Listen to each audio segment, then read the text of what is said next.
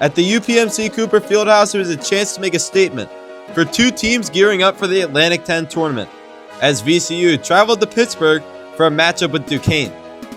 Katrina Nesevich and the 8-20 Rams came in looking to make a statement against the sharp-shooting Mackenzie Blackford and the Dukes, who were 3-1 in their last 4.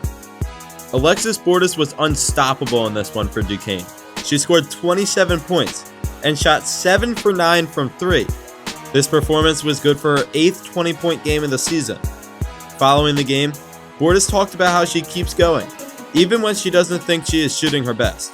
Honestly, I shot really bad in shoot-around, so guess I got all my misses out early. But all my teammates and coaches have been so encouraging, even when I have a bad shooting game. Like the last 2 games, I didn't shoot my best, so they've always been so encouraging, though, and that just gives me confidence to keep shooting. And obviously, I know I've put in enough work to be confident in myself and to take those shots. Raina Green has also been key to the Duke's success lately.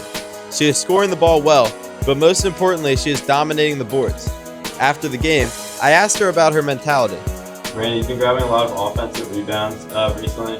What's kind of your mindset offensively in the rebound category? To just attack.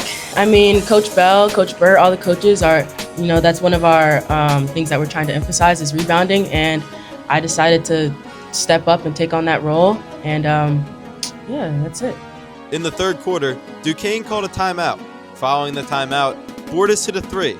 Then Blackford did as well.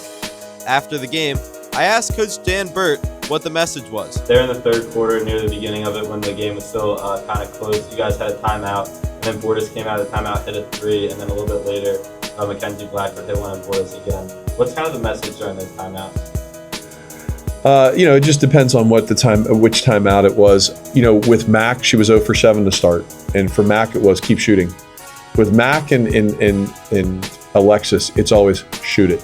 Now there might be a little correction: hold your follow through, don't hesitate, whatever mechanically or technique-wise that they may need to work on. But when those two are on, and they've been on more than they've been off over the last 4 or 5 games, we become a lot more difficult to stop. Final from the UPMC Cooper Fieldhouse, the Dukes take down the Rams by a final score of 72-61. It was a dominating performance offensively for the Dukes.